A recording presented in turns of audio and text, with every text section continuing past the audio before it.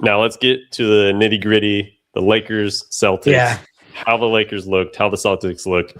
But from the get-go, I felt that Celtics came out with a mission to kind of prove to, because it's supposed to be the Sunday night game on NBC, right? We're getting close to the end of the season and kind of showing who you are as a team. The Celtics completely manhandled the Lakers, especially in the second half. Defensive ability, every time they're scrapping at the ball. They're always poking at the ball. You can see guys are riding guys throughout screens, staying with their man throughout screens. Super aggressive team on defense. I think they're number 8 in defensive efficiency, but they give up the second least amount of points in the league too. So they're a pretty damn good defensive team, and they proved that on Sunday. Eric, what did you think about that? Look, so, Boston, we know they're a rivalry, or they're a rival, sorry, Lakers and Boston rivalry. And we've seen them from afar, but they are now 37-19. Obviously, before last night, they were 36-19. We knew that they were having a real successful season, overachieving type of year. Look, they lost Tatum perhaps for the whole year. They traded Drew Holiday. They traded Porzingis. I think many of us, even though we thought they would probably overachieve a bit and be in the playoffs, but many were kind of thinking they're just kind of tanking on the season, if you will. Not necessarily tanking, but calling it what it is, right? Let's get younger. Let's shed off some of the salary. Tatum's going to be out probably all year anyways. And I think a lot of us thought of it as hey, this is just a total kind of rebound or not rebuild, but obviously just get younger and see what happens the year after. Yeah. But man, they have the same principles as they've had the last handful of years. It's new players, just young blood. Obviously, Pritchard was 6th man of the year. So to be honest, he's a freaking baller. I had no idea that Peyton Pritchard was as good as he is. Yeah. And so my point is that Boston did all these things, got rid of all these players, had injuries, but are in great position still. And they showed that this team is, someone to be reckoned with. They have championship DNA, they have experience, and they don't take possessions off. I know it's so easy to say it, hey, just play hard every possession, but they literally do, kind of like the Thunder, kind of like San Antonio right now. And you got to give Brown, right, a lot of credit. He's having that Scottie Pippen year when Jordan retired, right? When he was an MVP candidate. And I don't know what else to say. You guys saw the game last night. We're going to get into it a bit, but it was total domination. Yeah. Let's be honest. Boston started a player named Baylor Shireman. I was going to get into the players' names. I really wanted to get into that, by the way. I love basketball. I love the NBA. I feel like I'm a student of the game. I know every player, and I'll be damned when I saw Baylor Shireman come in the game as a starter. I didn't really know who he was, and that is I'm not trying to disrespect the guy, but that's the type of players that Boston is playing with right now. And Joe Mazzulla is doing. Honestly, wonders. There's some good coaches out there, but he's a damn near coach of the year, in my opinion, based on what he was dealt. They're trading away 2 of their best players, Porzingis and Holiday. You had Tatum go down with the Achilles. You know that you're going to have Brown and Pritchard, and that's about it. And he's done a tremendous job to keep his team afloat. Not only are they afloat, but they're a top team in the East, and they're possibly going to get Tatum back, right? So this team could be a damn wrecking ball when you get into the playoffs.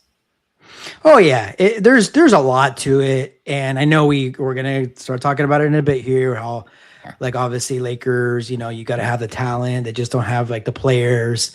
But as you mentioned, you go to the Celtics roster, and they're not household names to us, right? But you're like, okay, Jaylen Brown, I'll give you. Derek White has been amazing. And then you start to get into your Peyton Pritchards, which is really good. Jordan Walsh, my man, Nemius Quota, the center. Oh, yeah. Yeah, Sam he's been balling Hauser. too. Yeah. Sam Hauser, Hugo Gonzalez. I mean, and then Baylor Schreierman. Like, let's be honest. If Lakers had Baylor Schreierman, we'd be killing them all the time. Oh, yeah.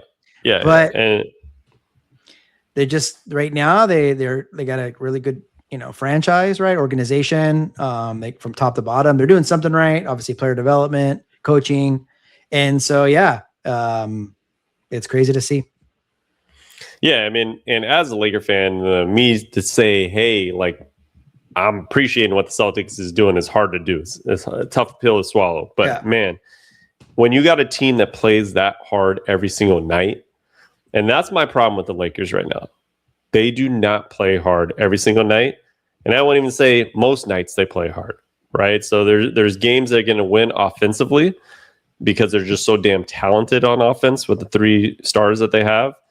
But there's going to be games like this where you're going to get outplayed basically on all the hustle plays, all the defensive plays, and there's nothing you can kind of do about it.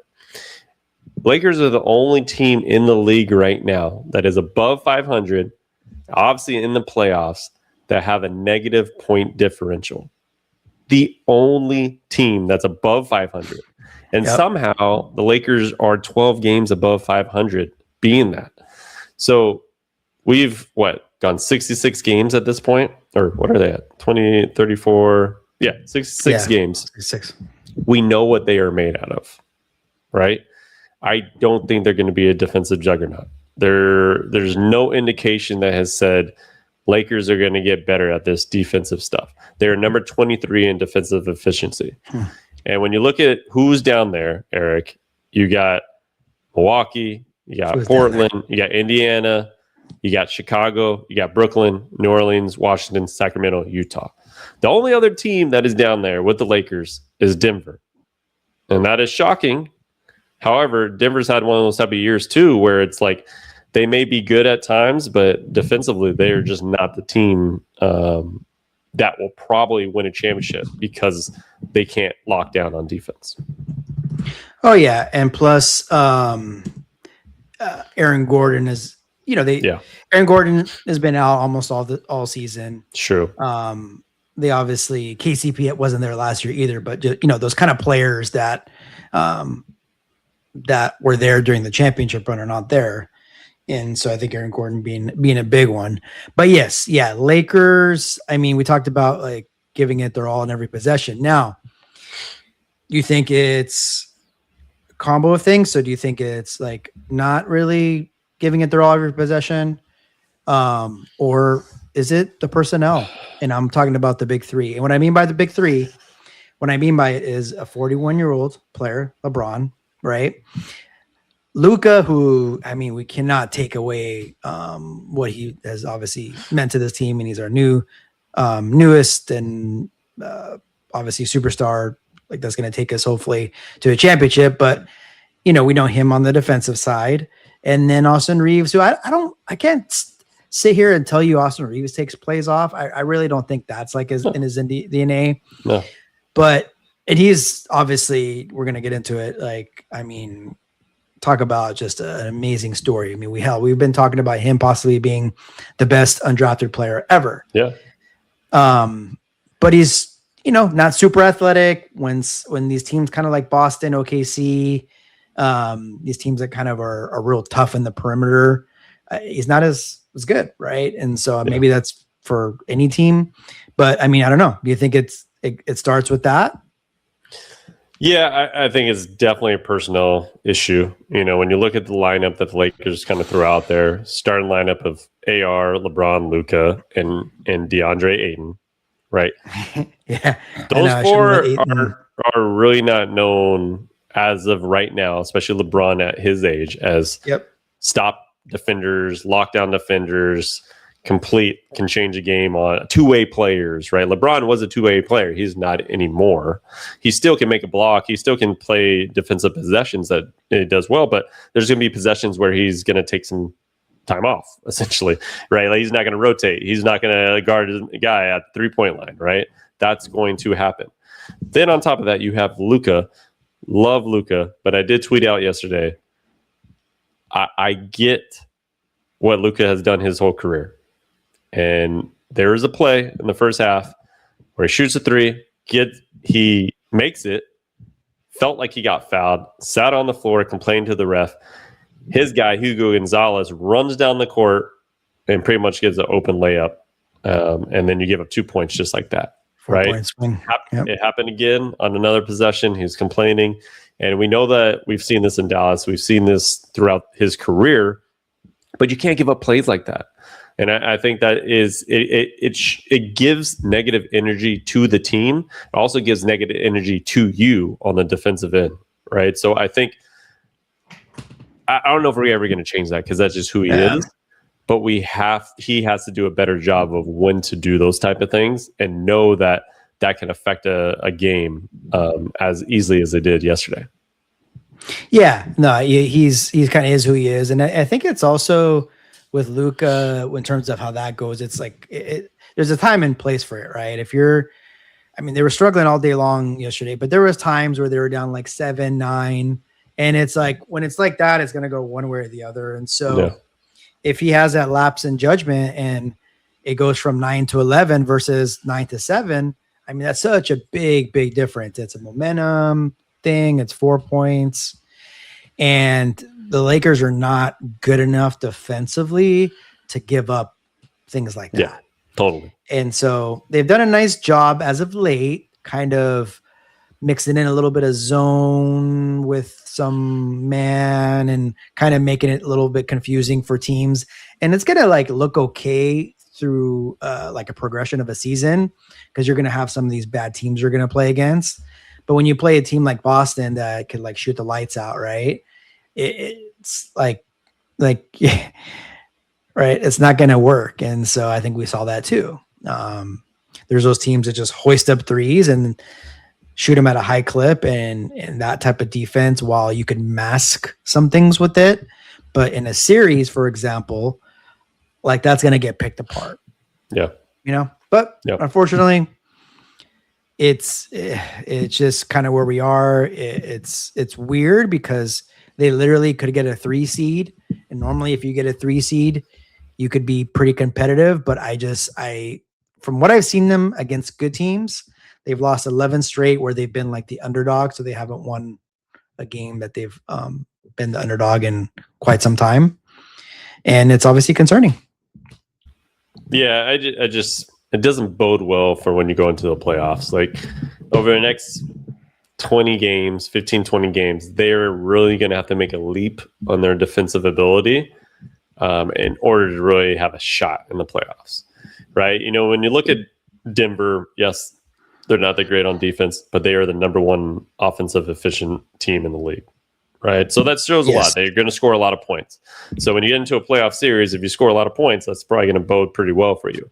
However, if you can't do really both, you're not top in the league on offense, but you're terrible on defense, I just don't see that being a big thing. Lakers last year, towards the end of the second half, they started playing better on defense, and they ended up finishing 14th, middle of the pack in defensive efficiency. So I think it would have to be something like that. They would have to go on a run in the next 10, 15 games of just like holding teams to more accountable, holding teams to a lower amount of points and really showing that they can play defense to actually make a run this year. It just concerned me that we've seen a lot. We've seen this team and so far, even like the minutes that the big three have played together, they have a pretty porous plus minus ratio there. So I don't know. Is it a personnel thing? I highly think so. Can it be changed? Possibly. I don't see JJ as a defensive guru. I think of him more as an offensive kind of coach, designing plays that way. So I think to make those arrangements like, say, a Missoula can do with the team that he was given, and they're still a great defensive team, right, as they were last year. So I don't know. I don't see that really changing there. Yeah, like as far as Boston, it was like Udoka that they came along and they kind of really got them playing well defensively, and then now they just continue that. And Lakers, taking it back to last year a bit, so they were playing pretty damn good defensively, and they had a good second half of the year. I don't know if it was just the high of like the Luka trade, and everybody was just like on cloud nine, and I think it was obviously a rude awakening in the playoffs, and it's kind of continued into this year. And I think Lakers, although we can't sit here and say they could have done so many things in the offseason, but with the kind of cards that they had or the hand that they got dealt, I really think Lakers this offseason, they're not going to admit it, but they're like, we just need to ride out this season. We'll kind of see where we end up at. Obviously, hey, if we can go on a magical run, so be it.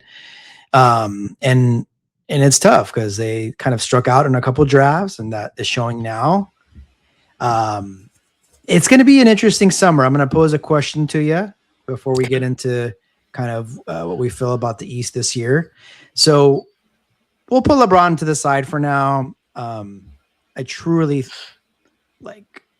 am, as a fan, appreciative of kind of the things he's done. He's still putting out some, great numbers, but I think it's just for what they need, they're probably going to need to go another direction. But my other question will be, so we got Austin Reeves, player option. He's probably going to opt out. We all know that, very well documented. Yep. Luka and Reeves, they say like that's our future. We've already kind of spent some time talking about like the holes that would be created with having those two guys. Obviously, there's a lot of good things too that sometimes we maybe shouldn't skip over, but there is. Should the Lakers consider kind of looking elsewhere with Austin Reeves?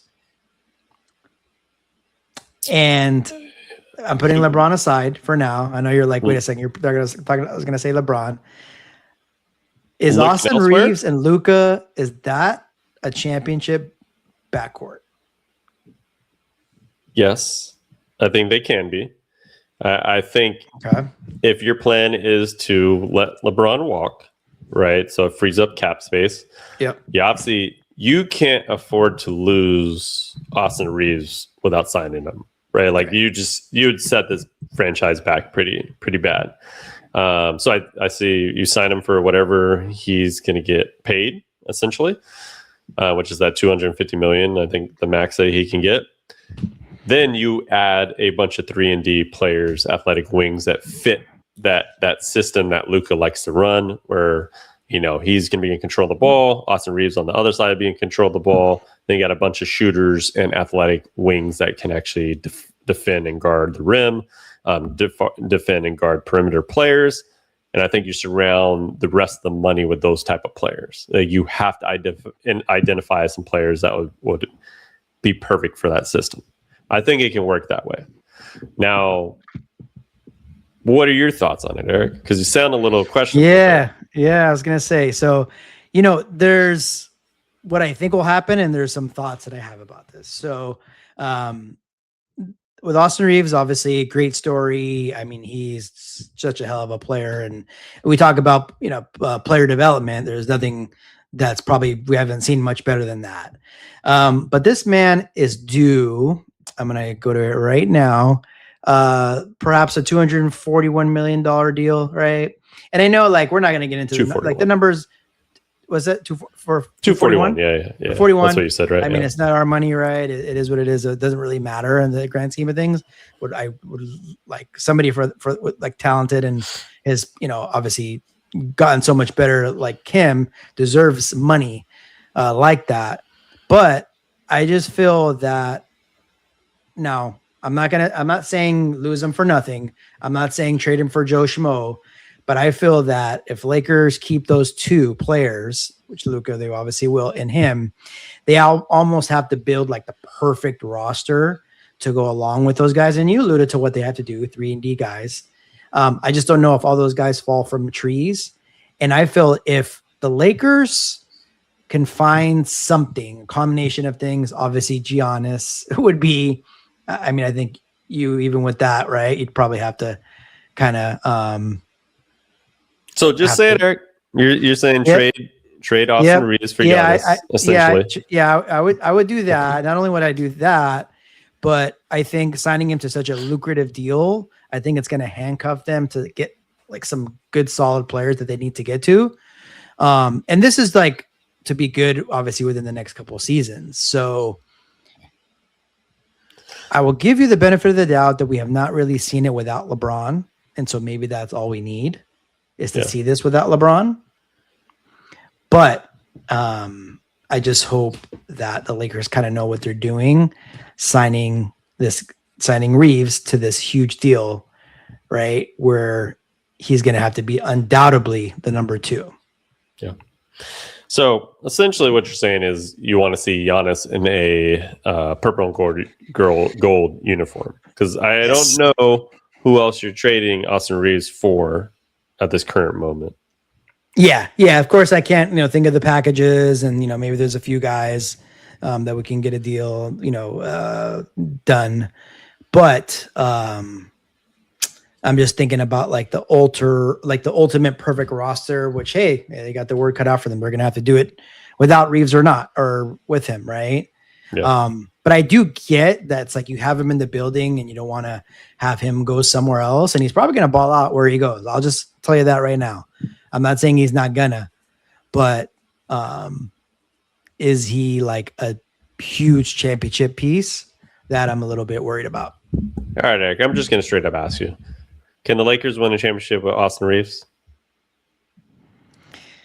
I think they can, but not as your number 2. Oh, okay. All right. Well, that sums it up, guys. Yep. So Eric's pretty much wanted Giannis in a purple and gold with Luka, which would be obviously what they're probably trying to do this year in the summer. I don't think Lakers have really, all indication has said that they're trying to make a move at Giannis this summer, right? So either that incorporates Austin in it, right, in the deal with some draft picks, or they're able to trade just draft picks and be able to keep Austin and have Giannis, which don't know necessarily how much the money works there. Yeah. Would make more sense if probably Austin's in the deal, and then they're able to use the rest of the money to kind of sign some other players. So it will be an interesting summer. But what are you going to say? Yeah, no, I mean he'd have to take a pay cut, and this is like he's at his like highest price point. I guess what I gotta say is I don't think he's gonna outplay his contract that he's got coming up. Yeah. And you hope that you get guys that outplay their contract, and I don't think he will. Right. And if I'm already thinking that, then let's find a different. I understand it. It doesn't work that way. Like, oh, let's find a different number. It's like sometimes it's black and white. This is what he's eligible for. This is what he's going to make, right? And there's been some other guys that have been paid handsomely that probably you're like, what the hell, really? It's their time, and that's what the contract that they have in front of them is. But I just don't know if it's going to completely handcuff them going forward, and that's what I worry about. But we'll see. I mean, it's still got this season to play, and we'll see how that plays out. Time will tell, and let's see if Austin can actually salvage this season and at least get the Lakers going in the second half of this season.